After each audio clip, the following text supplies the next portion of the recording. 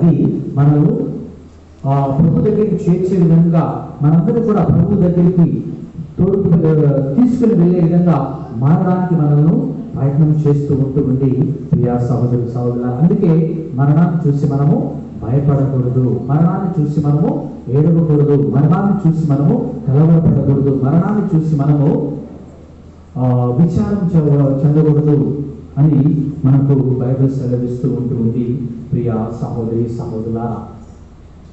ఇక రెండవ వాక్యం మనం చూసుకున్నట్లయితే విందులు చేసుకుని ఇంటికి పోగొట్ట కంటే విచారముతో రఘు ఇంటికి పోగొట్ట మేలు అని ఉపదేశకుడు గ్రంథము సెలవిస్తూ ఉంటుంది.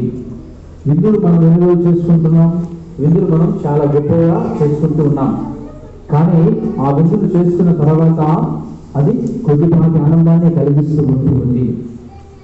కానీ ఎవరైతే మరణంతో ఉంటూ ఉన్నారో, మరణంలో విచారంలో ఉంటూ ఉన్నారో వారిని సందర్శించాలి, వారిని ఆదరించాలి, వారిని కలుసుకోవాలి, వారిని చూడాలని బైబిల్ సెలవిస్తూ ఉంటుంది. ఎందుకంట మనందరి యొక్క గమ్యము మృత్యువే అని మనకు తెలియజేస్తూ ఉంటుంది. మనం మరణించాలి, మనం ఈ లోకానికి వచ్చాము, తిరిగి మనం మరణించాలి. ఈ యొక్క మరణంతోనే మనందరం కూడా ప్రభువు దగ్గరికి చేరుకోగలుగుతాము. మనము ఆ అత్యాశతో ఈ లోకంలో మనము కొన్ని సంవత్సరాలు మాత్రమే జీవిస్తూ ఉంటూ ఉన్నాము. ప్రతి ఒక్కరికి కూడా ఈ యొక్క కాల పరిధి కొన్ని సంవత్సరాలు అని మనం అనుకుంటూ ఉంటున్నాం. మన యొక్క జీవితాలలో కొన్ని యొక్క ఇష్టాలకు కొన్ని పోయి దేవుడికి వ్యతిరేకంగా పాపాలు చేస్తూ లోక సంబంధమైనటువంటి వాటితో మన యొక్క జీవితాన్ని ముడిపడుతూ మనము ప్రభు దగ్గరికి చేరలేకపోతూ ఉంటూ ఉన్నాం. అలా కాకూడదు అని మన యొక్క మృత్యువు మనందరికి కూడా సమానము అని మనకు తెలియజేస్తూ ఉంటూ ఉంది. నువ్వు చనిపినా నేను చనిపినా కానీ మనందరం కూడా వెళ్ళాల్సిన మట్టిలోకే. మట్టి నుండి మనం వచ్చాము, తిరిగి మనం మట్టిలోకి వెళ్ళాలి అని మనందరూ కూడా తెలియజేస్తూ ఉంటూ ఉంది. ఆ యొక్క జీవితము మృత్యువుతో మనందరం కూడా పోరాడానికి వచ్చి ఉంటూ ఉన్నాము. మనందరికీ ముందుగా నచ్చినటువంటి క్రీస్తు ప్రభువుని మనం ఆదర్శంగా తీసుకొని ఆయన స్మరించుకుంటూ ఉన్నట్లయితే మనకు మన యొక్క జీవితాలు కూడా బాగు చేయబడతాయి. ఎందుకంటే ప్రభు మరణించి పునరుత్థానుడై ఆయన మరణాన్ని గెలిచాడు.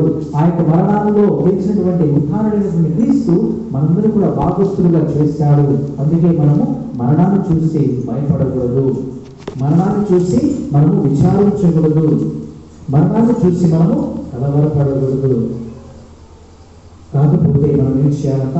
సంతోషించాలి, ఆనందించాలి. ఎందుకు ఆనందించాలంటే నీ ప్రభు అయిన నువ్వు సృష్టించినటువంటి దేవుని దగ్గరికి నువ్వు వెళ్తూ ఉంటూ ఉన్నావు.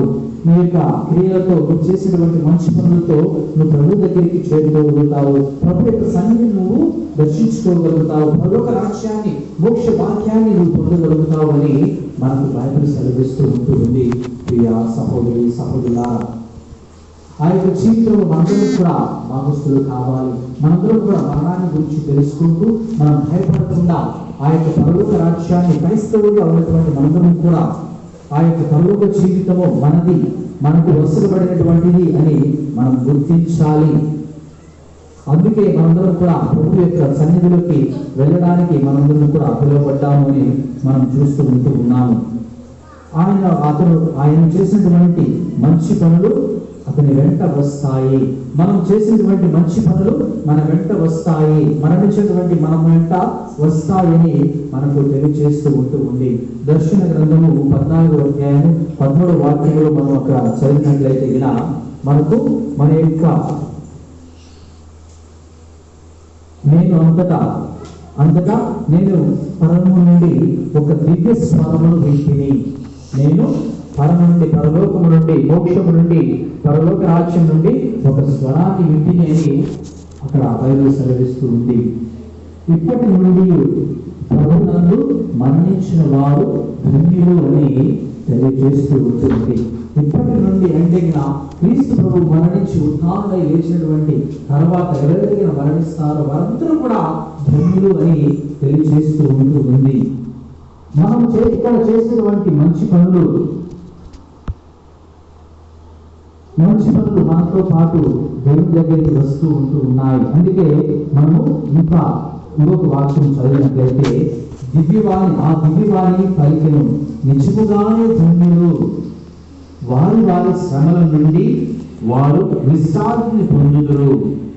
ఏదైనా వారి కృషి ఫలితము వారి వెంట పోవును అని బైబిల్ సెలవిస్తూ ఉంటుంది. మన యొక్క జీవితంలో కృషి ఫలితాలు, మనం చేసినటువంటి మంచి పనులు, మనం కలిగినటువంటి పలుకులు, మనం చేసినటువంటి క్రియలు అవన్నీ కూడా మనతో పాటు వస్తాయి, మనతో పాటు దేవుని దగ్గరికి వస్తాయి అని మనం చూస్తూ ఉంటున్నాం.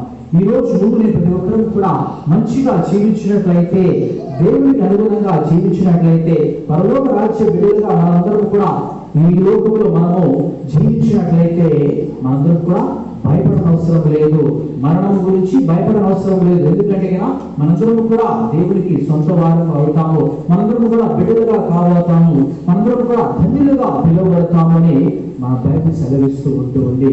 ప్రియా సహోదరి సహోదరులారా, ఈనాడు కూడా మరణించినటువంటి మన మధ్య లేకపోయినప్పటికీ కూడా ఆయన ధన్యుడుగా అని మనం గ్రహించాలి. ఎందుకంటే ఆయన ఎన్నో మంచి పనులు చేశాడు.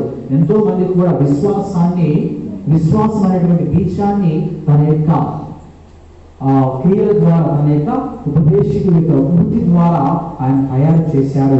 ప్రభు యొక్క నామాన్ని, ప్రభు యొక్క ప్రకాశాన్ని ఇతరులు ఏం చేశాడు అని మనందరం కూడా విశ్వసించాలి. ఆయన కోసం కూడా ప్రార్థన చేయాలి. ప్రియ సహోదరి సహోదరులారా, ఈరోజు నువ్వు నేను ప్రతి ఒక్కరు కూడా మన కర్తవ్యం ఏమిటంటే మరణాన్ని గురించి భయపడకుండా మన యొక్క మంచి పనులు చేస్తూ ప్రభుని దర్శించుకునే బిడ్డలుగా మనం మారుదాం. దేవుడి మనల్ని కూడా ఆశీర్వదించి కాచి కాపాడగలుగాక. ఆమేన్.